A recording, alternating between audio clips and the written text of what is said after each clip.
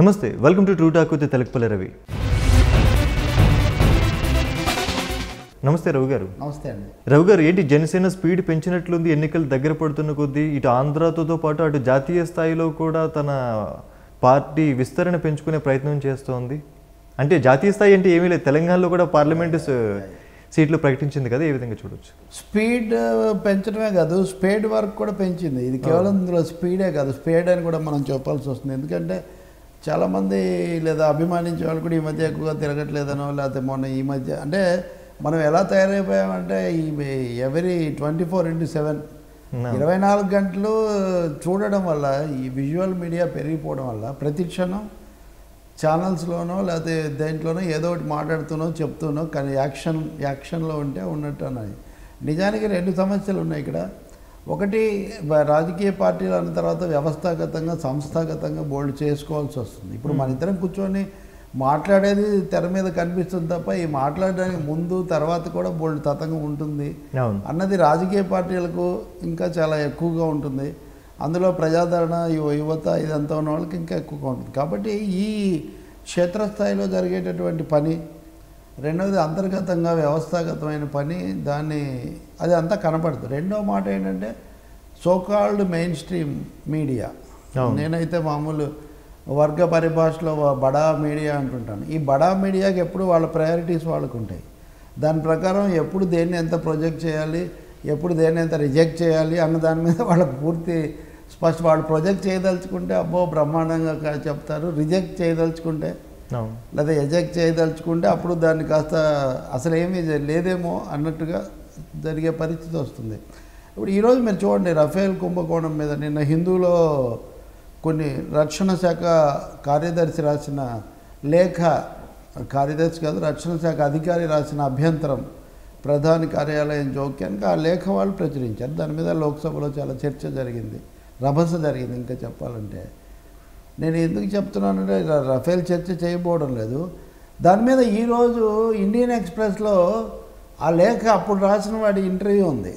ఈ ఇంటర్వ్యూలో అయినా అప్పుడు రాసిన లేఖను అందులో అంశాలకు భిన్నంగా ఇప్పుడు మాట్లాడుతున్నాడు. ఏమనంటే PMY జోక్యం చేసుకోలేదు, అంత సక్రమంగానే జరిగింది, ఈ పత్రికలో వచ్చిన కథనం సరైంది కాదు అన్న అర్థం వచ్చేటట్టుగా. అంటే ఇక్కడ మీడియా వారిలో వీళ్ళు పూర్తిగా మోడీ లేదా ఇప్పుడున్న ప్రభుత్వం యొక్క పక్షం తీసుకునేసరికి దాన్ని పక్కన పెట్టేసే పరిస్థితి వస్తుంటుంది. ఇలాగే ఆంధ్రప్రదేశ్లో మరీ ముఖ్యంగా, తెలుగు రాష్ట్రాలు అనొచ్చు, ఆంధ్రప్రదేశ్లో మరీ ముఖ్యంగా ఎక్కువ భాగం ఏంటంటే పాలక పార్టీగా ఉన్నటువంటి తెలుగుదేశము దాని కోణము చేయటం అది ఎక్కువగా జరుగుతుంటుంది. అందుకని పవన్ కళ్యాణ్ తెలుగుదేశం పార్టీని బలపరిచినంతకాలమేమో ఆయన ప్రతి కదలిక కూడా 70mm స్టీరియోసోనిక్ సౌండ్తో, ఇంకా చెప్పాలంటే ఇప్పుడు కొత్తగా వచ్చిన దాంతో చూపించడం అనేది వచ్చేది. ఆ తర్వాత ఏమో వాళ్ళకు మారిపోయింది, ఆ ప్రయారిటీ మారిపోయి కథనాలు పెట్టారు. ఈయన వాళ్ళతో కలిసిపోతున్నాడు, వైసీపీతో కలిసిపోతున్నాడు, అది పక్కకు పోయింది. ఆ తర్వాత తెలుగుదేశంతోనే కలిసిపోవచ్చు అనే భావం తెలుగుదేశం వాళ్ళు ఇవ్వడానికి ప్రయత్నించారు, అది కూడా నిలబడలేదు. పవన్ కళ్యాణ్ అన్నింటినీ కూడా ఎప్పటికప్పుడు రాజకీయంగా ధీటుగా నిశ్చితంగా సమాధానం ఇస్తూ 2019 జనవరి 3వ తారీఖున నేషనల్ మీడియా కూడా చాలా పెద్ద ఎత్తున ఆ వార్త ఇచ్చింది. మేము ఒంటరిగా ఎన్నికలకు వెళ్ళబోతున్నాం, వామపక్షాలు మాత్రమే మాతో ఉంటాయి, మిగతా ఎవరితో కలవబోము, ఇవన్నీ కూడా కథలు, నమ్మకండి అని ఆయన చాలా స్పష్టంగా చెప్పారు. అది ఒక టర్నింగ్ పాయింట్. అక్కడి నుంచి జనవరి 3వ తారీఖున ఆ ప్రకటన వచ్చినప్పటి నుంచి ఇంకా ఈ అంతర్గత కదలిక కూడా పెరిగింది. సో అది ముఖ్యంగా కార్యాలయంలో ఆయన రోజు ఏదో ఒక చర్చ, ఒక విధాన పత్రం విడుదల చేయడం, నియామకం జరగడం, ఇది ఇప్పుడు మీరు చెప్పిన ప్రక్రియ దానికి తారాస్థాయి క్లైమాక్స్ అని మనం అనుకోవచ్చు. ఎందుకంటే ఎన్నికలు ఎంతో దూరంలో లేవు కదా, ఇంకో 10 రోజుల్లోనూ 15 రోజుల్లోనూ నోటిఫికేషన్స్ ఎప్పుడైనా రావచ్చు ఇంకా. కాబట్టి ఇది కూడా దృష్టిలో పెట్టుకొని ఆ వేగం పెంచుతున్నట్టుగా కనిపిస్తుంది. ఓకే, అంటే అభ్యర్థుల పేర్లు అయితే చాలా స్పష్టంగా చెప్పట్లేదు, కానీ ఈ వెనక వర్క్ మాత్రం చాలా స్పీడ్గా బాగా చేస్తున్నారనే టాక్ వినిపిస్తోంది. అది ఎంతవరకు ఫలించే అవసరం? అంటే జనసేన వెనక ఎవరు లేరు, జనసేన అంటే కేవలం తన సేన మాత్రమే అన్న పద్ధతిలో ప్రచారం జరిగినప్పుడు ఇది తన సేన కాదు, ఇది మన సేన, మా వెనక చాలామంది ఉన్నారు, దీన్ని ఘనసేనగా మార్చాలంటే ఇంకా చాలామంది కావాలి అనే ఒక స్పృహతో అది బహిరంగంగానే ఆయన చేస్తున్నారు.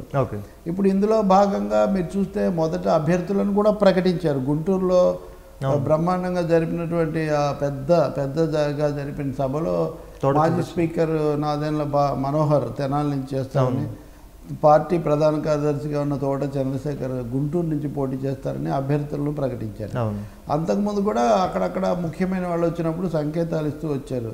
ఇప్పుడు మీరు చూస్తే మాజీ మంత్రులు ఒక 2-3 వచ్చారు, మాజీ ఎంపీలు ఎమ్మెల్యేలు వచ్చారు, మాజీ డీజీపీలు వచ్చారు తెలుగుదేశం పార్టీలోకి, జనసేన పార్టీలోకి.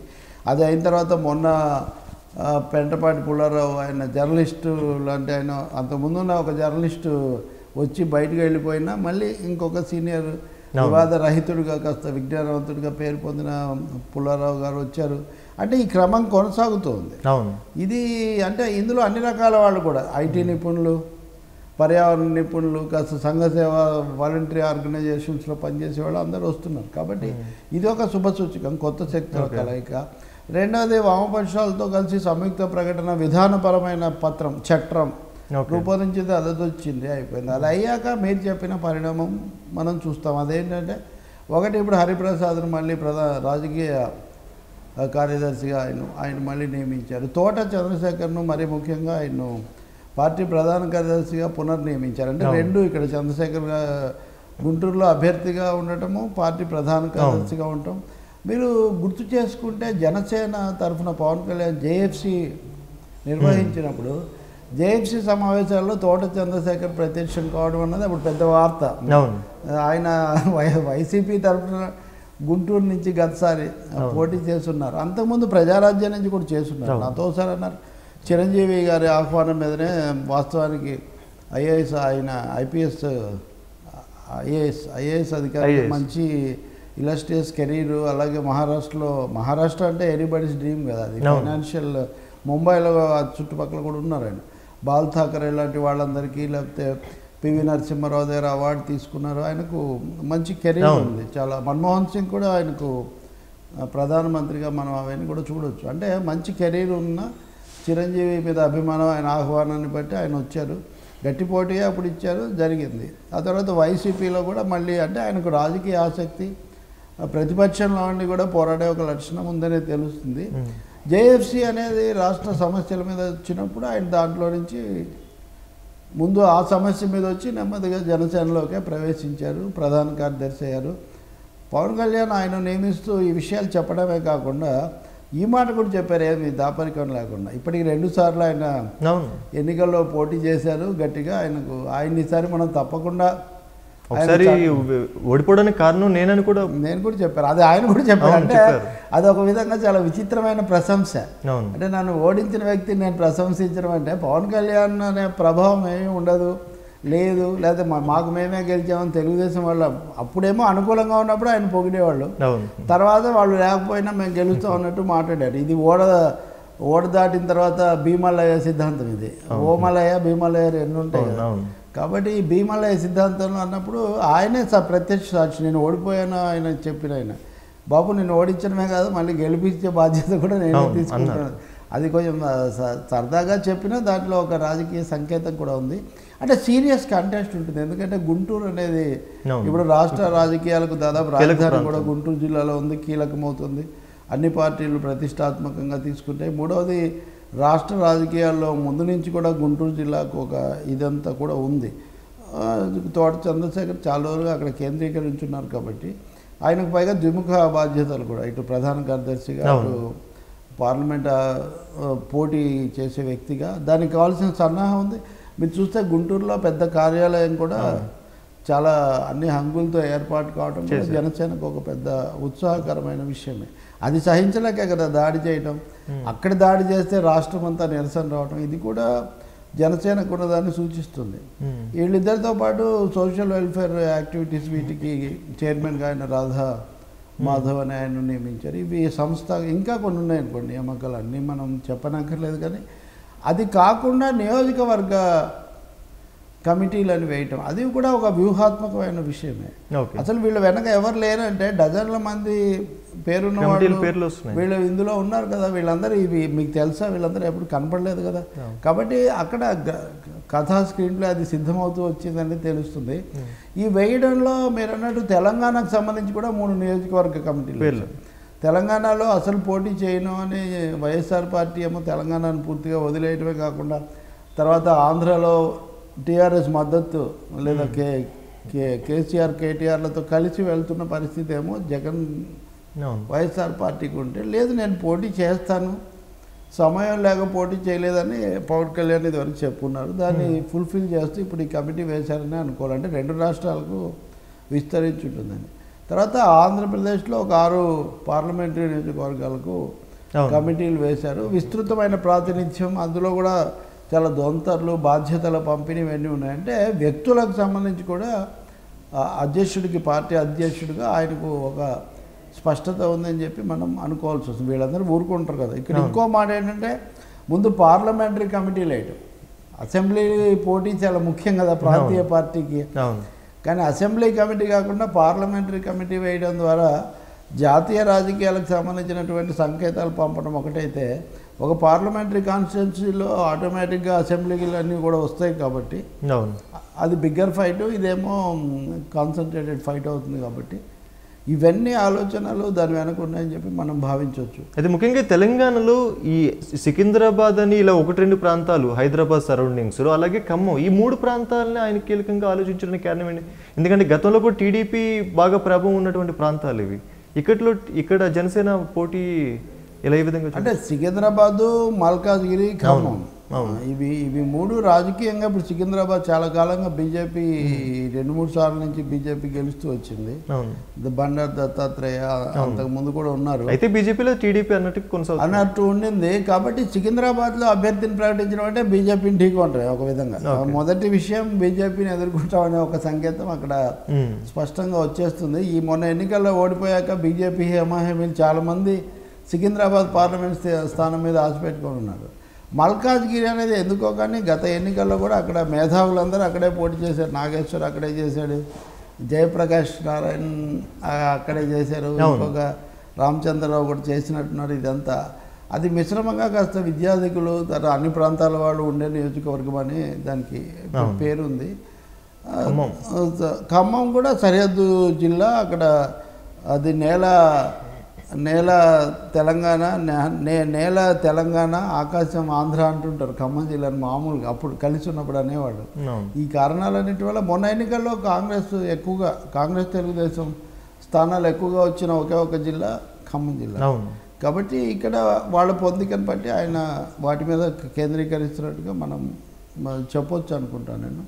తర్వాత ఆంధ్రప్రదేశ్లో నియోజకవర్గాలు కూడా అవన్నీ కూడా శాసనసభకు కూడా రన్అప్ టు ది అసెంబ్లీ అన్నట్టుగా ఇవి చేశారనుకోవచ్చు. దీంట్లో ఒక నిర్మాణపరమైన వ్యూహము, రాజకీయపరమైన వ్యూహము, మూడవది ఉన్న నాయకులను ఇముడ్చుకొని వాళ్ళకు స్థానం కల్పించి అట్టి పెట్టుకునేది కూడా ఉంది. ఇది మీరు చూస్తే quiet contrast Telugu Desam and YCP.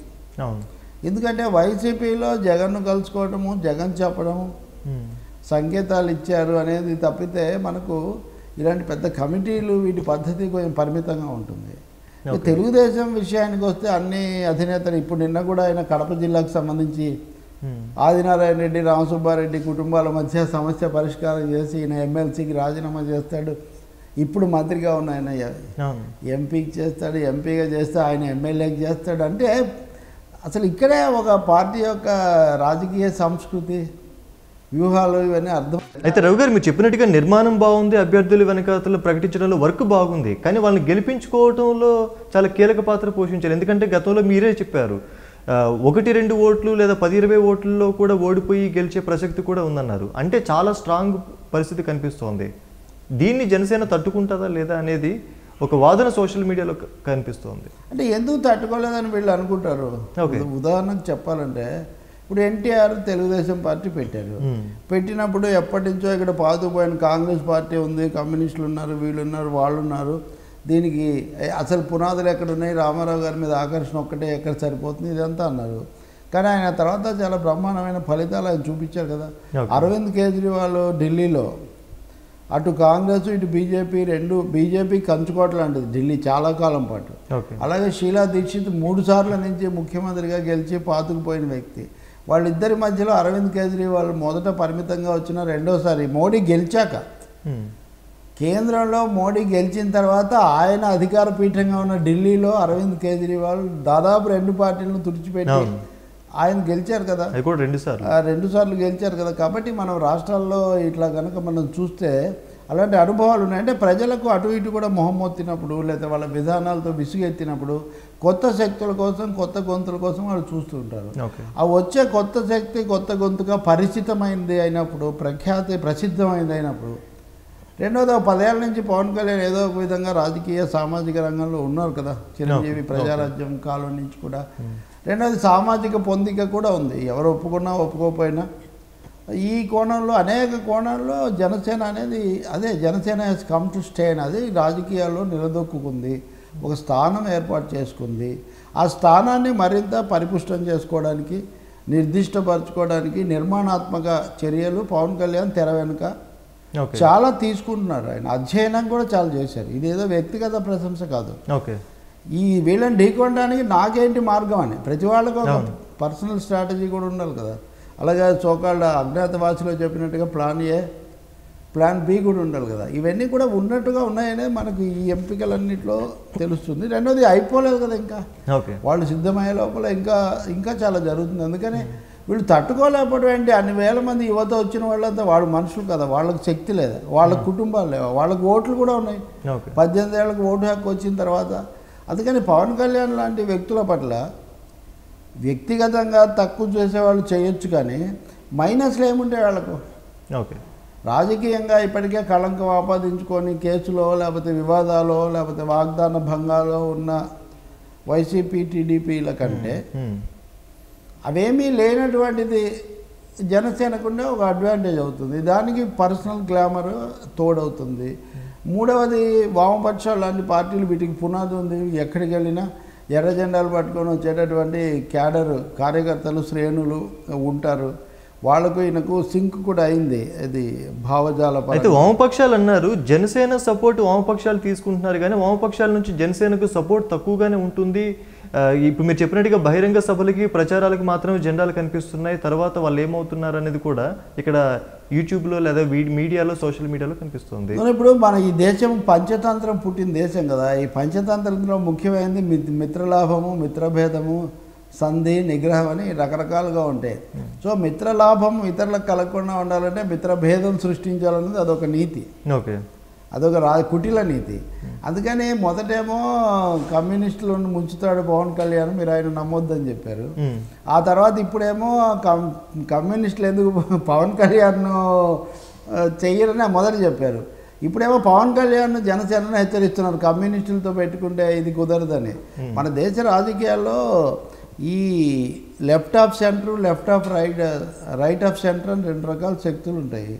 ఈ రైట్ ఆఫ్ సెంటర్ వాళ్ళకి ఎవరికి కూడా అసలు యాంటీ ఎస్టాబ్లిష్మెంట్ శక్తిగా ఒక 3వ శక్తి రావటం, ఆ 3వ శక్తి నేరుగా వెళ్ళి వామపక్షాలతో కలవటం వాళ్ళకి ఇష్టం లేదు.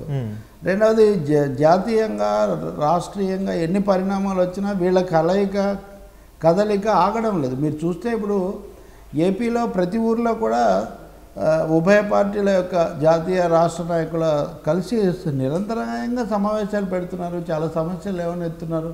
నిన్న కూడా ఉత్తరాంధ్రలో గనులు వాటి గురించి వీళ్ళు మాట్లాడారు. ఈ విషయాలు మాట్లాడుతుంది వీళ్ళు ఒక్కరే. కాబట్టి తప్పకుండా కమ్యూనిస్టులకు ఒక పేరు ఉంది. కమ్యూనిస్టులను చాలా తక్కువగా మాట్లాడేవాళ్ళు, తేలిక చేసేవాళ్ళు కూడా వాళ్ళు ఎవరితో పొత్తు పెట్టుకుంటారు, ఎవరితో వస్తారన్న దాని మీద ఊహాగానం మొదలు పెడతారు.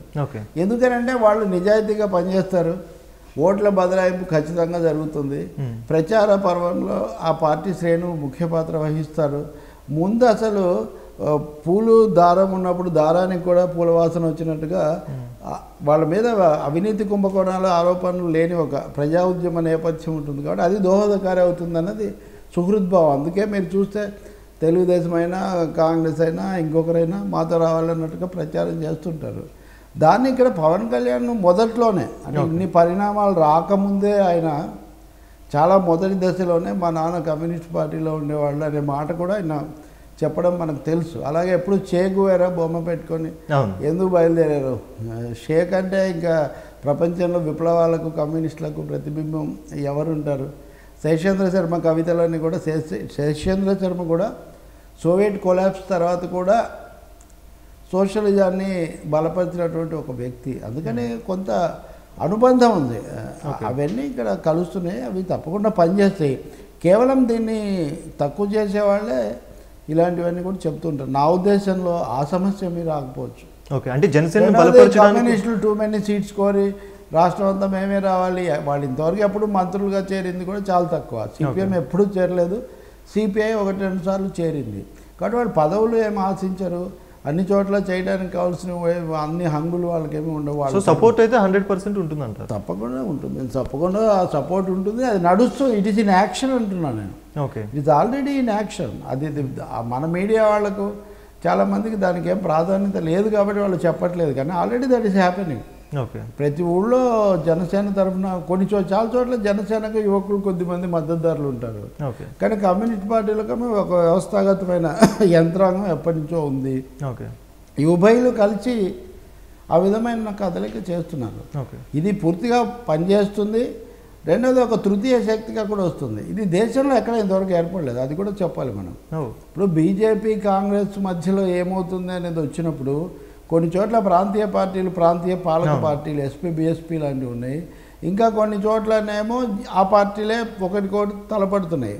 కానీ ఒక కలయికగా ఏర్పడి ముందుగానే ఒక విధాన పత్రం ప్రకటించి కార్యాచరణ చేస్తున్న రాష్ట్రం ఏపీ ఒకటి. ఓకే, ఇప్పుడు ఈరోజు మీరు చూస్తే కమల్ హాసన్ కూడా తమిళనాడులో ఈ పెద్ద పార్టీలతో వెళ్ళొద్దని మిగతా వాళ్ళకి చెప్తున్నాడు. మీరు డిఎంకే ఏడిఎంకేలతో వెళ్ళకండి, మనం ఒక తృతీయ శక్తిని పెంపొందిద్దామని ఒక పిలుపిచ్చారనే వార్త కూడా నేను ఈరోజు చూశాను. ఓకే, సో భారతదేశంలో అలాంటి ఒక తృతీయ శక్తి రావాల్సిన అవసరం ఉంది. ఓకే, అయితే రవి గారు, ఇటు వైసీపీ చూస్తే సమరశంకరం అంటూ ఆల్రెడీ ప్రచారాలు మొదలుపెట్టేస్తోంది. ఇటు చంద్రబాబు నాయుడు జాతీయ స్థాయి నుంచి రాష్ట్ర స్థాయి వరకు ఆయన మార్కును ఆయన చూపించుకునే ప్రయత్నం చేస్తున్నారు. మరి ఈ కమిటీలు, ఈ నిర్మాణమే ఇంకా జనసేనకు ఉంది, ఇంకా ప్రజల్లోకి వెళ్ళే ప్రయత్నం మళ్ళీ మర్చిపోయే పరిస్థితి ఉందంటారు? ఎందుకంటే పోరాట యాత్ర తర్వాత మళ్ళీ జనసేనాని జనాల్లోకి వెళ్ళిందే తక్కువ. లేదంటే బహుశా ఇవన్నీ తొందరలోనే వీటన్నిటిని ముగించేసి ఆ యంత్రాంగాన్ని పుట్టింగ్ ఇట్ ఇన్ ప్లేస్ అది జరిగిన తర్వాత Pawan Kalyan will be back in people అనుకుంటున్నాను నేను. అప్పుడు భారీ ఎత్తున జరుగుతుంది. ఇంతకుముందు జరిగిందేమో ఎక్కడికక్కడ జరిగితే ఇక మీదట ఒక ఎన్నికల పోరాట యాత్రలో భాగంగా జరుగుతుంది. దానికి సంబంధించి ఒక సమగ్రమైన కార్యక్రమం కూడా ఉంది. జనసేనకు, వామపక్షాలకు కూడా ఉమ్మడిగా కూడా ప్రచారం చేయాల్సి వస్తుందని అనిపిస్తుంది. ఇక మూడవది, చంద్రబాబు నాయుడు ఢిల్లీలో దీక్ష చేస్తున్నాడు. మోడీ గారేమో ఆంధ్రప్రదేశ్కి వస్తున్నారు. అంటే వాళ్ళు కూడా పూర్తి సన్నాహాల్లో మునిగి తేలుతున్నారు. చంద్రబాబు దీక్షకు మళ్ళీ 2014 రీప్లే లాగా ఉంది. 2013లో కూడా ఆయన ఏపీ భవన్లో 14లో కూడా నిరాహార దీక్ష చేసే 13లో ఆ దీక్షలు అన్నీ చేశారు. అవన్నీ మనం చూసాం. అప్పుడు జగన్ ఇక్కడ లోటస్ పాండ్ దగ్గర చేశాడు, ఆయన అక్కడ చేశారు. ఆ ఘట్టాలే దాదాపు మళ్ళీ పునరావృతం అవుతున్నాయి. ఇక జనసేనకు వచ్చేసరికి సహజంగా వాళ్ళు చాలా సన్నాహాలు చేసి చాలా ఖర్చు పెట్టి ప్రభుత్వ యంత్రాంగాన్నో లేకపోతే స్థానిక నాయకులను దింపాల్సిన పరిస్థితి ఆ రెండు పార్టీలకు ఉంటుంది. అది మటుకు ఆ విషయంలో పవన్ కళ్యాణ్, జనసేన అడ్వాంటేజ్. ఒకసారి పవన్ కళ్యాణ్ వస్తున్నాడు అనే వార్త అది మీడియాలో, సోషల్ మీడియాలో వచ్చినా అక్కడ చాలా భారీ స్పందన వస్తుందని మనం ధవళేశ్వరంలో చూసాం, అనంతపూర్లో, గుంటూరులో చాలా చోట్ల చూసాం. కాబట్టి నేను అనుకునేది ఒక ప్రచార పర్వం, రాజకీయ పోరాట యాత్ర తొందరలో దీని తర్వాత అటువైపు నడుస్తుందని. అది వేగవంతం చేయడానికే ఈ ఘట్టాన్ని త్వరితంగా చేస్తున్నారని అనుకుంటున్నా. ఆ రెండు పార్టీల మధ్య కూడా తొందరలో చర్చలు అవుతాయి. చర్చలు అయ్యే అభ్యర్థులు కొంత ఖరారైన తర్వాత ఇంక ఇది మరింత స్పీడ్గా, మీరు మొదట అన్నట్టుగా ఇంకా స్పీడ్గా ఇది జరిగిపోవచ్చు. నిజంగా ఆంధ్ర రాష్ట్రంలో ఏం మాట్లాడతారు, ప్రసంగంలో ఏం మాటలు వస్తాయి, ఏ వరాలు వస్తాయి అని, లేదా మౌనంగానే వెళ్ళిపోతారేమో చూడాలి. ఆంధ్ర రాష్ట్రం అంటే చంద్ర రాష్ట్రం కాదనే విషయాన్ని ఆయన గుర్తించాలి. ప్రజలను అడ్రస్ చేయాలి. ఆయన ఎందుకు వాగ్దానం భంగమైందో చెప్పాలి, భవిష్యత్తులో ఎందుకు నమ్మాలో ఆయన చెప్పాలి. జరిగిన దానికి, చెయ్యని దానికి ఆయన విచారం వెలిపుచ్చాలి, సారీ అన్నా చెప్పాలి. ప్రజలకు ఏమీ లేకుండా ఊరికైనా ఎదురుదాడి చేసేసి వాగాడంబరంతో సరిపెడతామంటే అది కుదరదు. గతంలో ఎందుకంటే 83 నుంచి ఇక్కడ బలమైన ప్రాంతీయ పార్టీలు ఉన్నాయి. అంతకుముందు కూడా కాంగ్రెస్ను సవాల్ చేసే నేపథ్యం ఉంది. ఓకే. కాబట్టి కేంద్రాన్ని గుడ్డిగా అవును ఎట్లా ఉన్నా తల వంచే లక్షణం ఏపీకి లేదు, ఓకే. తెలంగాణకు కూడా లేదు, తెలుగు ప్రజలకు అది లేదు. అవును. కాబట్టి మోడీ జాగ్రత్తగా ప్రజాస్వామికంగా మాట్లాడితే ఆశిద్దాం, బీజేపీకి మంచిది, ఇతరులకు ఎట్లా ఉన్నా. Okay right. Thank you Ravi గారు. ఇది ఇవాల్టి true talk with Telakapalli Ravi. రేపటి కార్యక్రమంలో మళ్ళీ కలుద్దాం. చూస్తూనే ఉండండి 99 టీవీ.